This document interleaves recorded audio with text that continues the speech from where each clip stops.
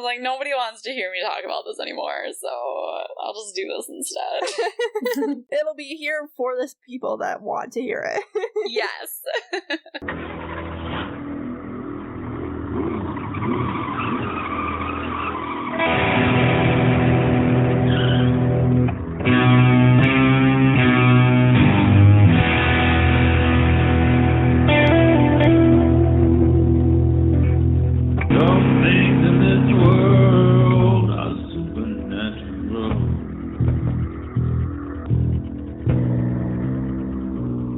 My name is KJ, and you're listening to the Supernatural Opinions podcast, where some things in this world are supernatural. My pronouns are she, they, and this is the podcast where I talk to my fellow Supernatural fans about Supernatural, and we share our Supernatural opinions. Just a reminder that discussion episodes are open to all seasons and episodes, and this may contain spoilers for episodes including and beyond Season 1, Episode 16, which will have come out the week before. And today I'm being joined by my tireless companion, fresh off of a move, Meredith. Hello. My room is really disorganized. And I'm also joined by Whitney, who I'm hoping will start her intro with her, personal tagline.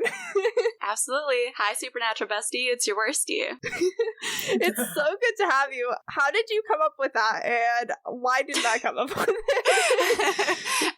It just kind of started. So I think I just started my videos with, hi, Supernatural Bestie. Take a look at this. And people were like, no, you're not our bestie. You're the worstie. Stop doing this to us. And I was like, you know what? I'm just going to run with that.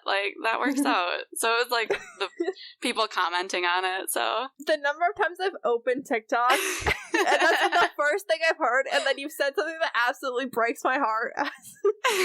Just embrace the way you torment people. I know, I have to. Honestly, I make very similar videos to that, and people get upset.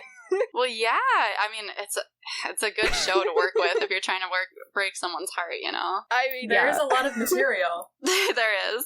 After, I don't know, even 5 seasons, there's a lot. And then after 15 seasons, there's just so much material to work with. There's just been so many personal tragedies in the show. So we talked a little bit about this before we recorded, but when did you start the show? And when did you know that you were a fan? And how did you start making Supernatural content? Yeah, I was a fan since the show was live around season 3. So I've been here for a long time. I took a break when I was in high school from it, just because I was like, man, this is just so long and hard to watch sometimes. But then I jumped back in. I've always been a fan. I was hooked right away. It became my comfort show, which is not a great comfort show. I don't know why. It just worked out that way. And then with TikTok, I don't know. I was seeing a lot of other people do it, and I was like, well, I don't know if I can shed anything new or not, but I'll just jump in and start. Yeah. And then it just it kind of took off a little bit, so I was like, I guess I'll just continue doing this. That's fine. And share your supernatural opinions. Literally. Meredith, when did you start? I've literally known you, I think this is probably before you started watching the show, but I can't remember how old I was. I think I was still in high school, and I'd been hearing about the show on Tumblr and from Tumblr posts that made it to Pinterest, and I actually knew a weird amount about it because there was just so much. And then my dad wanted to watch a new show with my sister and we were looking through Netflix, and I had heard about Supernatural, and my brother had the first season, and we just decided to start watching it together, and I think I'm the only one who's still watching it. That's fair. I don't remember most of the first time I watched the show. I'd say the first 5 seasons I have little memory of. I know it was around the beginning of grade 11, so I'm thinking September or October of 2015. So that's probably when I started watching it too. Season 10, 11-ish. Nice. To air, but I started right from the beginning. I didn't really know a lot about the show, honestly. I saw bits and pieces about it on Pinterest and Tumblr, but I didn't really actually know anything. I had a friend who was watching it, and our friendship was growing apart a little bit, so I'm like, okay, we need something in common. I need a new show to watch anyway. I had already finished binging Grey's Anatomy. No. So I'm like, okay, I'm gonna watch Supernatural. The friendship didn't last, but it's years later, and I'm sitting here talking about Supernatural the show lasted every week. I literally did the math, and it's gonna take me 10 years to get through the seasons at this rate. But It's fine. It's a commitment. But I really clearly remember like All Hell Breaks Loose and Mystery Spot. Like I could tell you exactly where I was like huddled up in a corner in school, like on like my free period watching those. Oh man, my sister and I were watching it like separately, but also comparing where we were. And I remember watching like 10 episodes in one day, and I was so proud of myself. And now I just look at that and think, oh my gosh, what's wrong with you? Don't you have other things to do with your time? I already had a podcast like before this, and when I finished season 15 in like December of 2020, I was like, I literally turned off season 15, went, the episode in season 4 where we meet Chuck is called Monster at the end of the book. Chuck ends up being the season's last villain, like last main villain. And then I spent the next 2 days working on like what a supernatural podcast could look like, because I had been kind of making jokes about it. Like, oh, like I just need to make a supernatural podcast because we'd been talking about supernatural so much on my other podcast. And then I'm like, oh, it's not a joke anymore. This is gonna happen. And so I was like, okay, I need to go to TikTok. I hear that TikTok is where all the supernatural people are now. So I went there and I just started making videos, and I'm like, I don't know if anyone's gonna like these, but I started just meeting as many people as I could on TikTok, and here we are. It's a good platform to have. Honestly, I love it. I spend way too much time on it, but Same. I actually remember watching the season 5 live finale. Oh my god. And in between like commercials, because it was live, I would call my best friend, who's still my best friend, on like our home phones, because like cell phones were like not really a thing yet, or like not goodness. that big. So we're calling each other on our home phones like during every commercial break. And I remember like Bobby was just like, balls. And like we were all like, did Bobby just say balls? Immediately like just calling each other and like crying into the phone. Oh no. Before I did any podcasting, and like honestly, even like before I was super into supernatural, I am moderate following watching TV shows on Twitter and like live tweeting. Not a big following, but like it literally started because of the mid-season 5 finale of Once Upon a Time, where I was like, I need to scream about this. And then I just started doing it every week. But before we were doing that, like it would be a Facebook Messenger, like with my friends that were watching, like like, oh no, this person just died, and like we're like all caps typing into Facebook Messenger. Oh dear. Like it's just like that thing where like you're feeling so much, and I like fandom really just brings everyone together. It does. My thing now, when I make videos where people are like, why did you point out this really upsetting detail? I'm like, well, if I notice this thing and I have to live with the with the knowledge of it, then everyone else has to suffer as well. Yep, exactly. And yeah, okay, I guess I'm just gonna switch into topics. I have like a list of things to talk about, but like we don't have to talk about them. It's really just to create tangents. But we can do that. I feel like we should just get this one off the table early. I feel like it's really well established both on this podcast and Whitney on your TikTok that we hate John Winchester. Is there any character you hate more than John Winchester? God, no, not more than, but I really hated Metatron. I don't know if it was like the actor's voice and like what he did, to Dean and Cass and just everybody, the angels.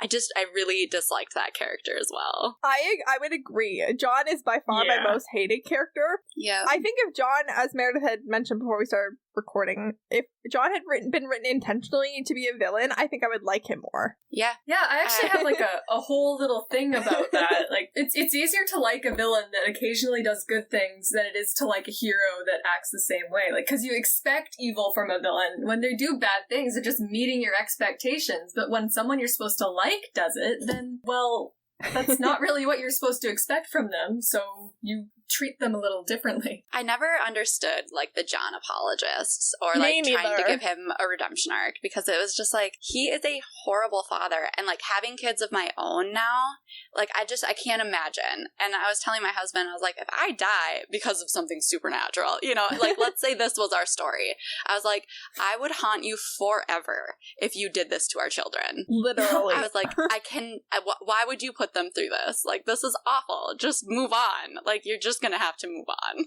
It'll have been, Please. like, long posted by the time that this episode of the podcast comes out, but, like, literally 30 minutes ago, I made a video of how in season 15 we find out that John's never once taken Dean Winchester to a dentist, which is, like, a whole different level of neglect than, like, the, like, blatant abuse. Are you kidding? With the way Dean eats, can you imagine how bad his teeth would be? And, you know, they grew up on, like, gas station food and, like, restaurants. Like, you know, they never had, like, home-cooked meals, so, like, all of that's full of sugar. I have a really long history of needing to go to the dentist because I've had so many cavities and just braces and oh goodness. I can't imagine like living that long without going to the dentist. If they weren't protected by like a plot armor or hero's luck or whatever it is that the show wants to call it, I don't think that they would have survived childhood.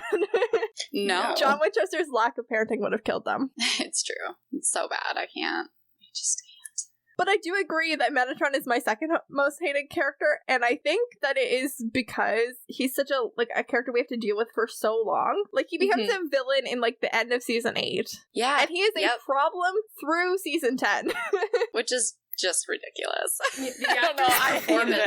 The actor's performance is so good, though, because like, he could have played him differently, but, like, he's just so weaselly, and just I want to smack him every time I see him. He does feel a little bit like the Dolores Umbridge of Supernatural. Yes, there we go. That's a good way to put it. There's no Metatron apologist. Hey, Umbridge was another one with an amazing actor. Yeah, she nailed the assignment. She understood it. Imelda It's so Staunton was jarring. robbed of her Oscar. Yes. It's so jarring to see, like, the actors in, like, a different set, or, like, on a different show. Like yes, I saw Metatron, totally. I think, in, like, New Girl, and I was like, ah! No! I saw him briefly on maybe Psych or Bones or something. I just thought, oh my gosh, what are you doing here? Stay away. I was just rewatching Bones this week. Jim Beaver was in it, but he was like this like really like he was this character who was like committing these horrible crimes, but he was like traumatized. He could like barely speak. Like it was really I almost didn't recognize him until he spoke, and it was it was crazy. He had this like haunted look on his face. He nailed it. He really was so good. He was also on an episode of The Boys. He was like all cleaned up and dressed in a suit, and like I had been looking down at my phone and I heard his voice and I was like, Bobby! Oh, he was and I looked up. He was in a few episodes of Timeless, and he played like kind of a shady Secret Service kind of guy, and it was just so weird because you weren't supposed to like him at all. I'm gonna have to watch Timeless. You really do. I think you would love it. It deserves so much more attention than it got. So we're switching gears again. I'm sure that the John hate will come back. It always does. It always circles back around to that. But I saw this question on the page of previous guest and Supernatural TikToker Julia, who is honorary Idget 67. If you were stuck in a room with any 3 characters, which 3 would you choose to be stuck with? Okay, so Dean, fair. Cass and Rowena. All good choices, honestly. I adore that woman. All 3 of them could break you out of the room. Rowena played a huge role in my realization that I was bisexual. Like, yeah, same. Massive. I can see that. I can never meet Ruth Condal. I love her so much, but I would say something so embarrassing. There's no way I'm coming out of that interaction with my dignity intact. Like, it just can never happen. Oh no. She was just awesome. Like, her character arc was awesome, and she wasn't there to just, like, support the men. It was just her own, I don't know. She was just awesome. Mischief I really making. enjoyed her. Her journey from, like, villain, I really did not like her. I think the first time I watched, I think part of that was that I didn't realize I was bisexual. But also, I think, like, she was just such a good villain when she was a villain, and then, like, the, like, transition to, like, frenemy to actually someone that, like, they cared about when she was gone was, like, everything. It was so good. It was so well done. For me, if I was stuck in a room, I say Cass, Charlie, and Sam. I feel like Charlie and Sam could probably come up with a plan to get you out of any room. Absolutely. And, like, Sam's very physically strong. I'm not lifting anything, but I feel like, Sam could. Also, Charlie's just good company. Yeah, and most of the time Cass is like an angel, and he could heal anyone that needed it, or like, I feel like he'd also just be like good to keep everybody calm. Mm-hmm. But when we get out of the room, I am gonna need to be introduced to Rowena and Eileen. Yes. Okay, like I'm not stuck in the room with them, but when we get out of the room, like I need that introduction. Absolutely. That'll be your motivation for getting out of the room. Yeah. Meredith, do you have a 3? Oh shoot. There's no wrong answers to this question, really. It's amazing like that. Probably like Cass, Rowena, and Charlie. Yeah, that would be good. I mean, they're just such powerhouses. All they were three. such a dream team in season 10. Like, oh my gosh, I loved that dynamic. I have this little Cass figurine on my desk, and he's just like guarding me. It's great. What episode do you think you've